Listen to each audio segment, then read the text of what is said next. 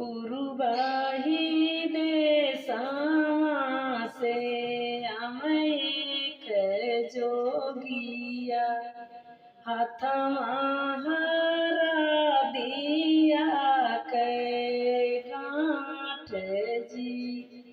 पुरुबाही देसावा से अमैक जोगिया हाथमा हरा दिया कै गाँठ जी।